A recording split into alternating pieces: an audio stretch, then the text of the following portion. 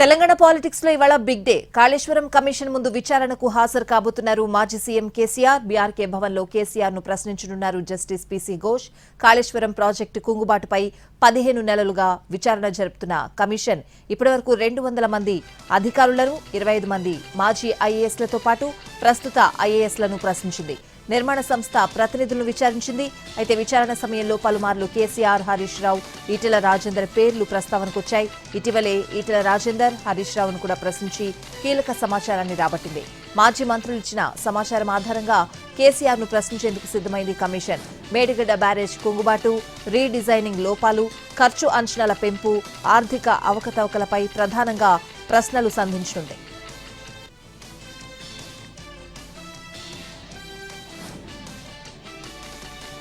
ఇవాళ ఉదయం 11:30కు కాళేశ్వరం కమిషన్ ఎదుట విచారణకు హాజరు కాబోతున్నారు మాజీ సీఎం కేసీఆర్. 8 గంటలకు ఎర్రవల్లి ఫామ్ హౌస్ నుంచి హైదరాబాద్ కు బయలుదేరతారు. ఫామ్ హౌస్ వద్దకు పార్టీ నేతలు, కార్యకర్తలు ఎవరూ రావద్దని బీఆర్ఎస్ ఆదేశించింది. బీఆర్కే భవన్ కు రావాలని కార్యకర్తలకు పిలుపునిచ్చారు ఉమ్మడి మెదక్ జిల్లా బీఆర్ఎస్ ఎమ్మెల్యేలు.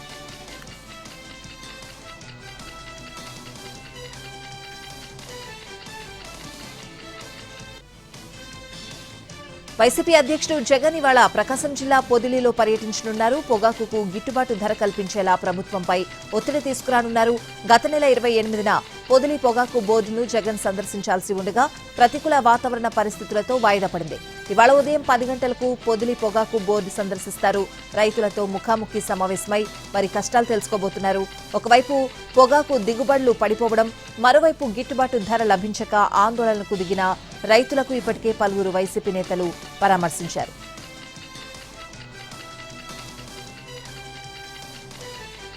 తెలంగాణ ప్రభుత్వంలో కొత్త మంత్రులకు శాఖల కేటాయింపుపై జోరుగా చర్చ జరుగుతోంది. కొత్త మంత్రులకు శాఖల కేటాయింపుతో పాటు పాత మంత్రుల శాఖల్లో మార్పు ఉంటుందా అనే ఉత్కంఠ రేకెత్తిస్తోంది.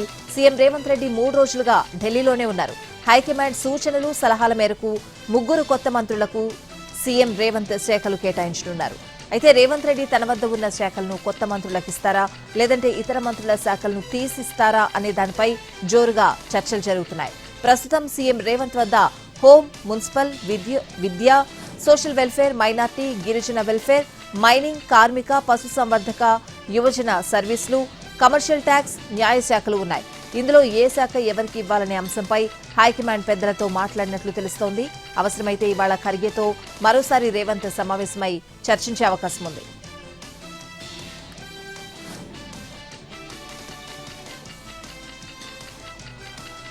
ఢిల్లీ వెళ్లిన మంత్రి ఉత్తమ్ కుమార్ రెడ్డి ఇవాళ రాహుల్ గాంధీతో సమావేశమయ్యే అవకాశం ఉంది. ఏఐసీసీ అధ్యక్షుడు ఖర్గేతోనూ సమావేశమై చర్చించే ఛాన్స్ ఉంది. మరోవైపు ఇవాళ మధ్యాహ్నం 12 గంటలకు రక్షణ శాఖ ఉన్నతాధికారులతో సమావేశం కానున్నారు మంత్రి ఉత్తమ్. ఎస్ఎల్బీసీ టన్నెల్ ఆపరేషన్ కోసం రక్షణ శాఖ నుంచి హెలికాప్టర్ సహాయం కోరనున్నారు.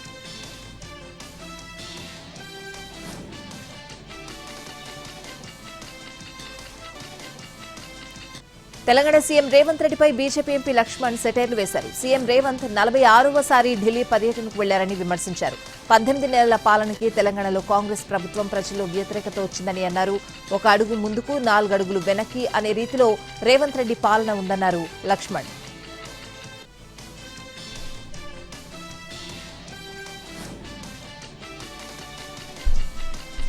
ఏపీలో మహిళలు, చిన్నారులపై జరుగుతున్న అఘాయిత్యాలు, వేధింపులు ఎక్కువయ్యాయని రాష్ట్ర వ్యాప్తంగా వైసీపీ నిరసనలు తెలిపింది. కూటమి అధికారంలోకి వచ్చినప్పటికీ మహిళలకు రక్షణ లేకుండా పోయిందని వైసీపీ మహిళా నేతలు ఆరోపించారు.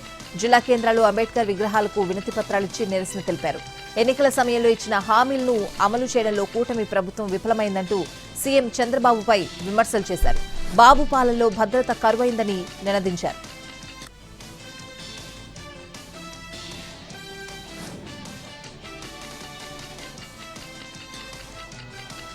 జగన్ ను ఉద్దేశించి మంత్రి లోకేష్ ఎక్స్ లో పోస్ట్ చేశారు. జగన్ గారు, మీ కపటత్వానికి నవ్వొస్తోందని విమర్శించారు. నాకు కాలేజ్ లైఫ్ ఉంది, మీకు జైలు జీవితం ఉందని పోస్ట్ లో ప్రస్తావించారు లోకేష్.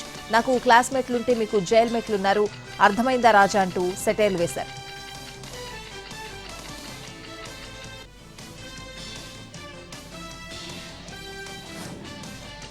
ఏపీలో కూటమి అధికారంలోకి వచ్చి రేపటికి ఏడాది పూర్తి కానుంది. సీఎంగా చంద్రబాబు ప్రమాణ స్వీకారం చేసి ఏడాది కానుండడంతో సుపరిపాలన స్వర్ణాంధ్రప్రదేశ్ పేరుతో రాష్ట్ర స్థాయిలో కార్యక్రమాన్ని నిర్వహించనుంది ప్రభుత్వం. ఏడాది పాలనను రేపు సాయంత్రం రాష్ట్ర స్థాయి వేడుకలా నిర్వహించేందుకు కీలక ఉత్తర్వులిచ్చింది. అమరావతిలో జరిగే రాష్ట్ర స్థాయి సభలో CM Chandrababu, deputy CM Pawan Kalyan, కూటమి ఎమ్మెల్యేలు, ఎంపీలు, ఉన్నతాధికారులు పాల్గొంటారు. సుపరిపాలన స్వర్ణాంధ్రప్రదేశ్ వేడుకకు భారీ ఏర్పాట్లు చేయాలని ఉన్నతాధికారులను ఆదేశించింది ప్రభుత్వం. ఏడాది కాలంలో చేసిన అభివృద్ధి, సంక్షేమ కార్యక్రమాలకు సంబంధించి ప్రత్యేకంగా వివరించనున్నారు. ఎన్టీఆర్ భరోసా పెన్షన్లు, రాజధాని అమరావతి నిర్మాణం, P4 పై ప్రత్యేక ప్రసంగాలు, పవర్ పాయింట్ ప్రెజెంటేషన్లు ఉంటాయి.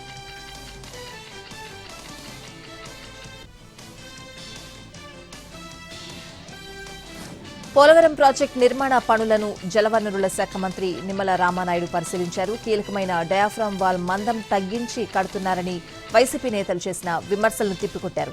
కనీస అవగాహన లేకుండా నోటికొచ్చినట్లు అబద్దాలు మాట్లాడుతున్నారని మండిపడ్డారు. డయాఫ్రామ్ వాల్ ప్యానెల్ మందం 1.5 మీటర్లుందన్నారు.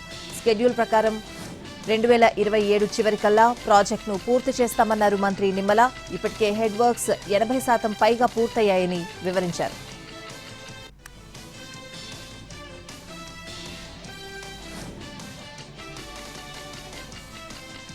తెలంగాణకు కొత్త పరిశ్రమలు తీసుకొచ్చేందుకు తాము ప్రయత్నిస్తూ ఉంటే ప్రతిపక్షాలు అడ్డు తగులుతున్నాయని మంత్రి శ్రీధర్ బాబు విమర్శించారు.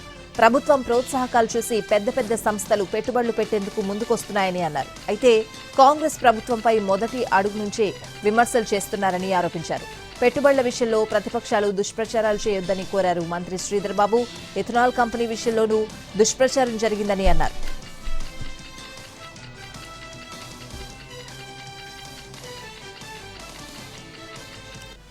మంత్రి హోదాలో ఢిల్లీ పర్యటన ముగించుకుని హైదరాబాద్ చేరుకున్న వివేక్ కి శంషాబాద్ ఎయిర్పోర్టులో ఘన స్వాగతం లభించింది. కాంగ్రెస్ నేతలు, కార్యకర్తలు వివేక్ కు స్వాగతం పలికారు. ఢిల్లీలో ఏఐసీసీ అధ్యక్షుడు మల్లికార్జున ఖర్గే సీఎం రేవంత్ రెడ్డితో మర్యాదపూర్వకంగా సమావేశమై మంత్రివర్గంలో చోటు కల్పించినందుకు కృతజ్ఞతలు తెలిపారు. కాంగ్రెస్ మరింత బలపడేందుకు శాయశక్తులా కృషి చేస్తానన్నారు.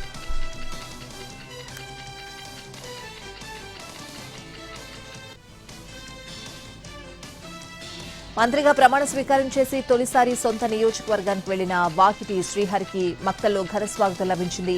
మంత్రి శ్రీహరికి కాంగ్రెస్ నేతలు, కార్యకర్తలు స్వాగతం పలికారు. మక్తల్లో మినీ ట్యాంక్ బండ్ నుంచి భారీ ర్యాలీ జరిగింది. పడమటి ఆంజనేయ స్వామిని దర్శించుకుని ప్రత్యేక పూజలు చేశారు వాకిటి శ్రీహరి.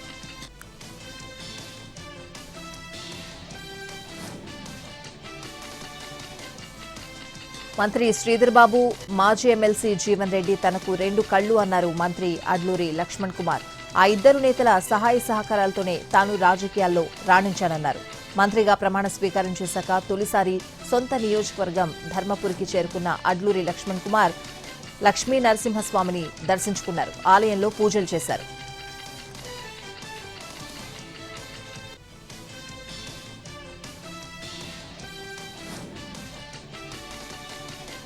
ఖరీఫ్ సీజన్లో పంటలకు సాగునీరుపై ఏపీ సీఎం చంద్రబాబు వ్యవసాయ శాఖ అధికారులతో సమీక్ష నిర్వహించారు. ఖరీఫ్ పంటలను తుఫాన్ల నుంచి రక్షించుకునేలా పంట కాలాన్ని ముందుకు తీసుకురావాలని ఆదేశించారు. అందుకు అనుగుణంగా ముందుగానే సాగునీరు అందివ్వాలని సూచించారు. 365 రోజులు సాగు భూములు పచ్చగా ఉండేలా చూడాలని, 3 పంటలు పండించేలా చర్యలు తీసుకోవాలని ఆదేశించారు. అనంతపురం జిల్లాలోని భూముల్లో సైతం పంటల సాగు ఏడాది పొడవునా జరిగేలా చూడాలన్నారు. ఉమ్మడి ఉభయ గోదావరి జిల్లాలు, కృష్ణా జిల్లాల్లో భూములకు కాలువల ద్వారా ఇప్పటికే నీరు విడుదల చేశామని, జులై మొదటి వారంలో గుంటూరు, బాపట్ల, ప్రకాశం జిల్లాలకు నీరిచ్చేందుకు ప్రణాళికలు సిద్ధం చేశామని అధికారులు వివరించారు. ఖరీఫ్లో వేరుశెనగ, ప్రత్తి సాగు తగ్గుతూ వస్తోందని, కందుల సాగు పెరిగిందని, వరి సాగు స్థిరంగా కొనసాగుతోందని చెప్పారు.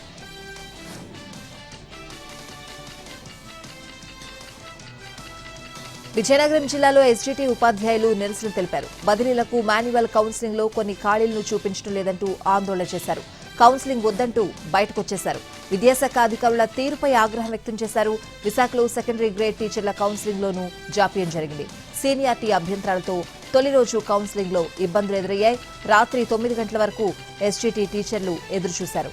అయినా స్పష్టత రాకపోవడంతో అసహనం వ్యక్తం చేశారు. ముఖ్యంగా గిరిజన ప్రాంతాల నుంచి వచ్చిన టీచర్లు ఇబ్బంది పడ్డారు.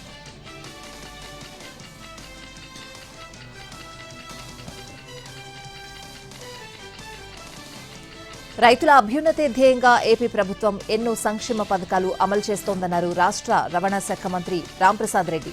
అన్నమయ్య జిల్లా నారాయణ రెడ్డి గారిపల్లెలోని రైతు సేవా కేంద్రంలో లబ్ధిదారులకు సబ్సిడీ వేరుశెనగ విత్తనకాయల పంపిణీ కార్యక్రమాన్ని ప్రారంభించారు.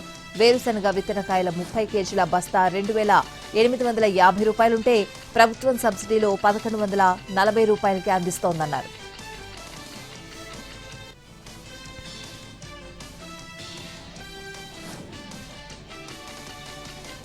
ఏపీలో గ్రూప్ 1 మెయిన్స్ ఫలితాలు విడుదలయ్యాయి. మే 3 నుంచి 9 వరకు మెయిన్స్ పరీక్షలు నిర్వహించింది ఏపీపీఎస్సీ. 4,000 మందికి పైగా అభ్యర్థులు హాజరయ్యారు. జాప్యం లేకుండా మూల్యాంకనం పూర్తి చేసి నెల రోజుల్లోనే ఫలితాలు విడుదల చేసింది ఏపీపీఎస్సీ. 1-2 నిష్పత్తిలో అభ్యర్థులను మౌఖిక పరీక్షలకు ఎంపిక చేసింది. ఈ నెల 23 నుంచి 30 వరకు గ్రూప్ 1 ఇంటర్వ్యూలు జరగనున్నాయి.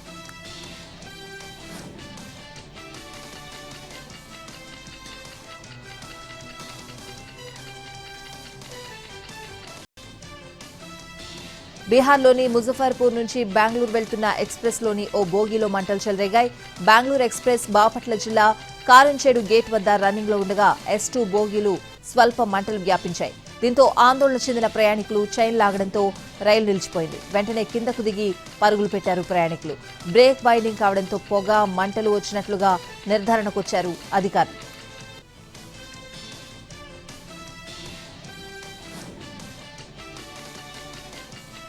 తూర్పుగోదావరి జిల్లా తాళ్లపూడి మండలం అన్నదేవరపేట శివార్లలో అగ్ని ప్రమాదం సంభవించింది. తరణి కెమికల్ ఫ్యాక్టరీ ప్రాంగణంలో మంటలు చెలరేగాయి. వాడేసి డ్రమ్ముల్లో పెట్టిన బెల్జియం క్లోరైడ్ కెమికల్ కు మంటలు రాచుకోవడంతో ప్రమాదం జరిగింది.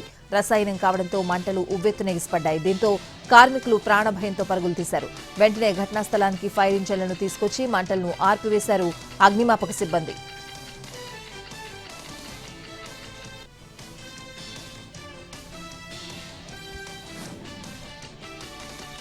పార్వతీపురం మన్యం జిల్లా గుమ్మలక్ష్మీపురం, కురుపాం ఏజెన్సీ ప్రాంతాల్లో మలేరియా జ్వరాలు విజృంభిస్తున్నాయి. దీంతో భద్రగిరి, కురుపాం ప్రభుత్వ ఆసుపత్రులకు రోగుల తాకిడి పెరిగింది.